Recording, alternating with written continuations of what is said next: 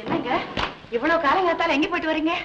அது ஆமா, போக வேண்டி வந்தது போனேன். இது என்னங்க கையில புடவையும் வேட்டியும்? புடவையும் வேஷ்டியும் பொண்ணுக்கும் ஆணுக்கும். ஐயோ, அது தெரியாதா எனக்கு? எந்த பொண்ணுக்கும் ஆணுக்குன்னு கேக்குறேன். அதுவா?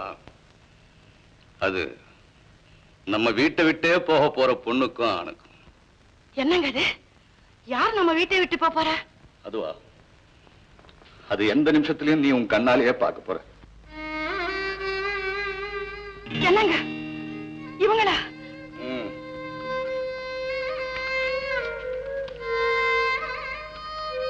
முதலாளி, இத்தனை வருஷமா என்ன சமயக்காரனா நினைக்காம உங்க குடும்பத்து பிள்ளையா மதிச்சு நடத்திட்டு வந்தீங்க. என்ன மட்டும் இல்ல, என் மனைவிய உங்க குடும்பத்து மருமகளா மதிச்சு சகல வசதியும் செய்து கொடுத்தீங்க. எங்க 2 பேருக்கு இந்த வீட்டுல மட்டும் இல்ல, உங்க உள்ளத்திலையும் இடம் கொடுத்து அவ்வளவு அன்பு ஆதரவும் காட்டின உங்ககிட்ட கூட சொல்லிக்காம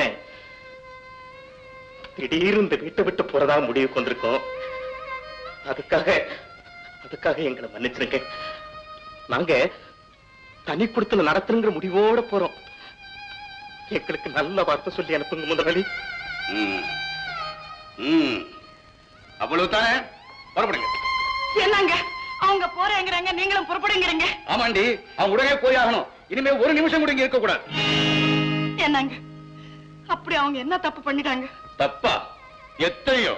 அதுல 1 2 சொல்லுங்களேன். கேள்வி, சமயக்காரன் பெஞ்சாதி சமயக்கட்டுக்கு வந்து காபி சாப்பிட முடியலன்னு கேட்டால உன் சின்ன மருமவோ, இவங்க அன்னைக்கே போயிருக்கணும்ல. புரியாத பிள்ளைங்க பொறுமையா இருந்துட்டாங்க. இது ஒண்ணாச்சா? 2வது கேளு, இவங்களோட நின்னு போட்டோ எடுத்துக்கிறது கூட கேவலம் ஓடினால அந்த அவமானத்துக்கு பிறகாவது போயிருக்கும்ல. இவங்க ரோஷம் கெட்ட பய பிள்ளைங்க அப்பவும் பொறுமையா இருந்துட்டாங்க. இந்த மாதிரி எத்தனையோ. அதை விடு, நீ ஒரு பொம்பளை தானே? ஆமா. கோடீஸ்வரன் பிள்ளைய கையில போட்டுக்கதான் அவன் வீட்டு சமயக்காரனை நீ போய் கட்டிட்டேன்னு கேட்டாளே. ஐயோ, யாருங்க அப்படி கேட்டது? யாரா? தனக்கு கல்யாணமாக தாமதமாச்சுன்னா தன் தங்கச்சி கிடைச்ச ஒரு நல்ல இடம் போயிடுமேன்னு பயந்து தானா ஓடி போய் தன்னிச்சையா ஒரு நொண்டிய கல்யாணம் பண்ணிட்டு வந்து நின்னால அவ தங்கச்சி கேட்கிறாடு இந்த கேள்விய. இதுக்கப்புறமா இங்க இருக்கலாமா சொல்லி ஏன் வாங்கிட்டு நிக்கிற? உனக்கு நடி தெரியும், இந்த பிள்ளைகளுக்கு வயிற்றுக்கு சாப்பாடு போட்டு நெஞ்சில ஈட்டியால குத்துட்டு இருக்கோண்டு அவங்க வெளியே போனா வயிறு காலியா இருந்தாலும் நெஞ்சு நிறைஞ்சிருக்குல்ல. என்ன பாருங்க, அவ வயிறு காலியா இருந்தா அவங்க போறதுக்கு நானும் உங்களோட சேர்ந்து சம்மதிப்பேன். ஆனா அவ வயிற்றுல 3 மாசத்துக்கு மேல. சரி, இப்ப நான் என்ன பண்ண அதை சொல்லு. வேற ஒண்ணும் இல்லைங்க. ஜானகி ஏதோ பேசிட்டான்னு தானே அவங்க போறதுக்கு நீங்க சம்மதிக்கிறீங்க. அவளைய கூப்பிட்டு உங்க அக்கா வெளியே போறான்னு சொன்ன, ஐயோ தன் கூட பிறந்த பிறப்பு வாயும் வயலுமா வெளியே போறாளேன்னு வந்து, அக்கா நான் பேசுனதெல்லாம் தப்பு, நீ என்னோட இருக்கான்னு ஒரு வார்த்தை சொல்லிட மாட்டாளா? சொல்லிடுவாளா? சொல்லி பாப்போமே. சரி சரி பாரு, ஏன்னா எதுவுமே என்னால கெட்டுச்சுன்னு வந்து போடாது. ஜானகி, ஜானகி, அம்மா ஜானகி.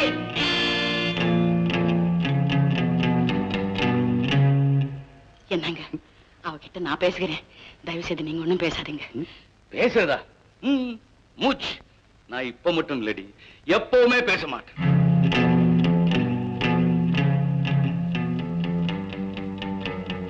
ஏன் கூப்பிட்டீங்க? வேற ஒண்ணும் இல்லம்மா, இப்போ உங்க அக்கா வாயும் வயிறுமா இருக்கா இல்லையா? ஆமா, அதனால என்னப்போ? என்னன்னா இங்க யாரோ அவ மனசு நோகும்படியா பேசிட்டாங்களாம். அதுக்கு வருத்தப்பட்டுக்கிட்டு தனி கொடுத்தலாம் பண்ணணும்னு புறப்பட்டாங்க. போகட்டுமே. போகட்டுமா? போகட்டுங்கிற அத்தை, எல்லாருக்கும் எல்லா வாழ்வும் கிடைச்சிடாது. இவ்வளவு பெரிய பங்களா, எவ்வளவு ருசியான சாப்பாடு, பிறந்த வீட்டுல தீபாவளிக்கு தீபாவளி கூட கட்டி பார்க்காத துணிமணி, இதையெல்லாம் தினசரி கட்டி பார்த்து அனுபவிக்கிறதுக்கு கொடுத்து வச்சிருக்க வேண்டாம்? இவ்வளவு இருந்தும் போறேன்னு சொல்றவங்கள நாம பிடிச்சி நிறுத்த முடியுமா என்ன? போகட்டுமே. சரி, மேற்கொண்டு ஏதாவது முயற்சிகள்? இல்லைங்க இல்லைங்க, உங்க இஷ்டப்படியே செய்யுங்க. சரி. ஏன்பா இத்தனை நாள் என்கிட்ட இருந்த, இப்ப திடீர்னு வெளியே போறேங்கிற? நீயும் நொண்டி, வயசான தாயாரு, கர்ப்பமான மனைவி, அவங்கள வச்சு நீ காப்பாத்தி ஆகணுமே. அதுக்கு வேற தொழில் ஏதாவது செய்யறதா இருந்தா சொல்லு, பண உதவி நான் செய்யறேன். வேற தொழிலா? எனக்கு தெரிஞ்ச சமையல் தொழிலை விட வேற உயர்ந்த தொழில் இருக்கிறதா எனக்கு படலைங்க. அப்போ காலத்துக்கும் அதே தொழில் தானோ? ஆமாங்க. எந்த தொழிலை நான் செய்யறேங்கிறதுக்காக என்ன கேவலமா பேசினாங்களோ அந்த தொழிலை செஞ்சே நான் முன்னுக்கு வந்து காட்டினா தானுங்களே. நான் மனுஷனா இருக்க முடியும். வேதவள்ளி, அவன் சொன்னது உன் காதலியாவது விழுந்திருக்கும்னு நினைக்கிறேன். விழுந்துச்சுங்க. சரி. ஏன்பா, அந்த சமையல் தொழில் செய்யறதுக்கும் பாத்திரம் பண்ண ஏதாவது வாங்கணுமே, அதுக்காவது காசு எதுக்குங்க? மண் பாத்திரம் போதுங்க. 10 பேருக்கு பொங்கி போட்டேன்னா என்ன அண்டுறவங்க அத்தனை பேரையும் நான் காப்பாத்திருவேங்க. அந்த அளவுக்கு என்கிட்ட வசதி இருக்குங்க. எப்பா, நான் வசதி பத்தி பேசலடா. ஆனா வேலையை விட்டு போகும்போது 3 மாசம் சம்பளம் விட்டு அனுப்புறது பழக்கம். அது முதலாளியா போக சொன்னா தானுங்களே, இப்ப நாங்களா தானுங்களே வெளியில போறோம். ஓ, அந்த அளவுக்கு தெரிஞ்சிருக்கா அவனுக்கு? அப்போ இத்தனை நாளும் நம்ம 2 பேரும் முதலாளி தொழிலாளியா தான் இருந்தோம். நான் முதலாளி தான்டா. போட வெளியே யாரு மேல இருக்கிற கோபத்தை எங்கிட்ட காட்டுறான். எனக்கு மட்டும் ரோஷம் வராதோ? என்னடா இது? அம்மா கமலா, அம்மா நான் இதெல்லாம் உங்களுக்காக தான்மா வாங்கினேன். வாங்கிக்கலாமா? ஐயோ, கொடுங்க.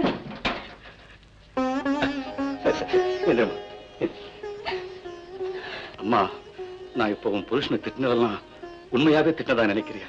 என்னங்க, உங்க மனசு எனக்கு தெரியாதா? அது எனக்கு தெரியுமா. ஆனா அவன் எவ்வளவு பெரிய மானஸ்தன், எவ்வளவு பெரிய ரோஷக்காரங்கிறது மத்தவங்களுக்கு எல்லாம் புரிய வைக்கணும் பாரு. அதுக்காக தான் அவனை கொஞ்சம் கலகப்பட்டேன். நான் இப்ப உங்களை அனுப்புறது எவ்வளவு வேதனையோடு அனுப்புறேன் தெரியுமா? ஆனா கூட நீ போறே பாரு, அந்த நிம்மதி எனக்கு இருக்குமா. ஏன்னா கால் இல்லாதவனுக்கு காலுக்கு காலா, கைக்கு கையா, உள்ளத்துக்கு உள்ளம்மா, உயிருக்கு உயிரா இருந்து அவனை பாதுகாப்புன்ற நம்பிக்கை எனக்கு இருக்குமா. நான் ஒண்ணு சொல்லலாங்களா ஐயா? சொல்லுமா, சொல்லு. என் தங்கச்சி ஏதோ பேசிட்டாங்கிறதுனால இந்த வீட்டை விட்டு நான் போகலீங்க. என்ன? இந்த வீட்டுல இவரு மத்தவங்களுக்கு சமைக்கிற சாப்பாட்டை தானுங்க நானும் சாப்பிட்டுக்கிட்டு இருக்கேன். ஆமா. அப்படின்னா எனக்கும் இவர் சமையல்காரரா தானங்க இருந்திருக்காரு. இத பாருங்க, கஞ்சியோ கூழோ என் கையால பொங்கி அவருக்கு போடணுங்கிறது ஒரே ஆசை. அம்மா, பொங்கி போடம்மா, பொங்கி போடு. நீ பொங்குற பானை மட்டும் இல்லம்மா, உன் குடும்பமே பொங்கி ஒழியும் தாய்.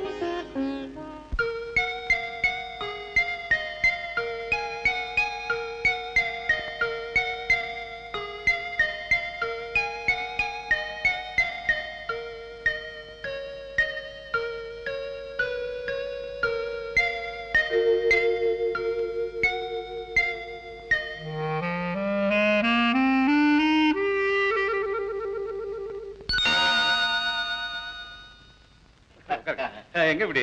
என்னுடைய 3வது பொண்ணு இருக்கே, கடைசி பொண்ணு, அது வயசுக்கு வந்துருச்சுங்க. அப்படிங்களா? ஆமா, சம்பிரதாயம் ஒண்ணு இருக்கு, அதை அனுசரிச்சு ஒரு சின்ன விழா ஏற்பாடு பண்ணிருக்கேன். அதுல நீங்க கலந்துக்கிட்டு என்ன கௌரவிக்கணும். சம்பந்தி, ஒரு சின்ன சந்தேகம். என்ன? இந்த 3வது பொண்ணு தான் கடைசின்னு முடிவு பண்ணிட்டீங்களோ? ஆமா, அந்த சின்ன வீட்டுல என்ன விழா கொண்டாட போறீங்க? இவ்வளவு பெரிய வீடு இருக்கு, பின்னால லான் இருக்கு, இங்க ஐஸ் வந்தீங்க விழா இங்க கொண்டாடுவோம். டான்ஸ், கச்சேரி கச்சேரி அமக்கல் படுத்தலாம். இல்லைங்க, விழா எங்க வீட்டுல தான் நடக்கணும். நீங்க அங்க வந்து கலந்துக்கிறது தான் எங்களுக்கும் கௌரவம்.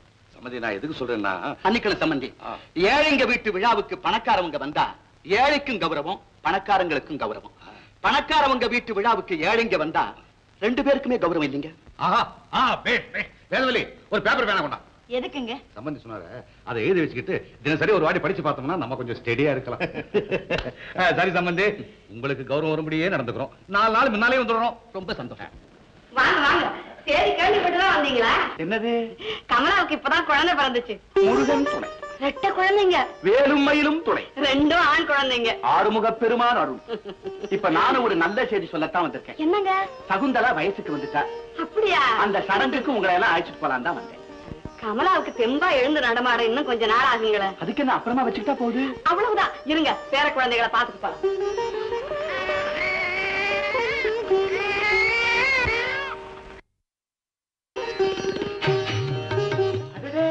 சிவகாமி, சிவகாமி, இங்க பாத்துக்கலாம். யார் வராங்க பாரு.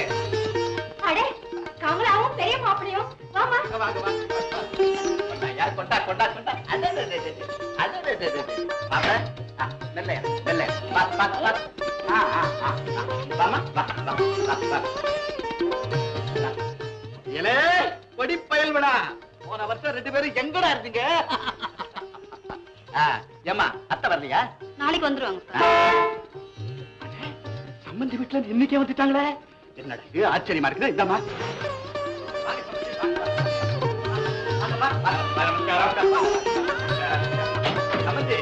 விசேஷம் நாளைக்கு நீங்க நாளைக்கு தான் வருவீங்க நான் எதிர்பார்க்கேன். என்ன சொன்னீங்க? விசேஷத்துக்கு 2 நாள் முன்ன சொல்ல வந்துட்டோம். அது மட்டும் இல்ல, விசேஷம் முடிஞ்சு 10 நாள் இங்கே தங்கலாம். விசேஷத்தோட வந்திருக்காப்புல இருக்கு. விசேஷமா தீர்மானம்.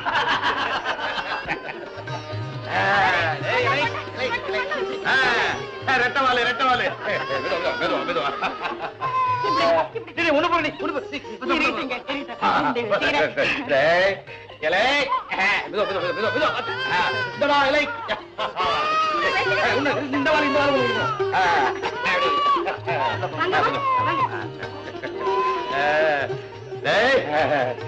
ரெட்ட குழந்தை பெற்றுட்ட.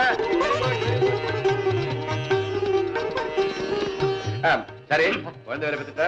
மேற்கொண்டு குழப்புக்கு ஏதாவது நான் கிளப்பு கிடைக்க வைக்கிறதுக்கு எல்லா ஏற்பாடு பண்ணிட்டேங்க. எது சாப்பாட்டுக்குலப்பா ஆரம்பிச்சிட்டியா?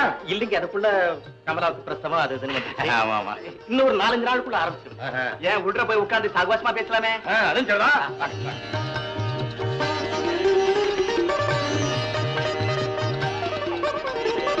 வேதவேலி, நம்ம 2 பேருக்கும் இந்த ரூமே நல்லா இருக்கும்னு நினைக்கிறேன்.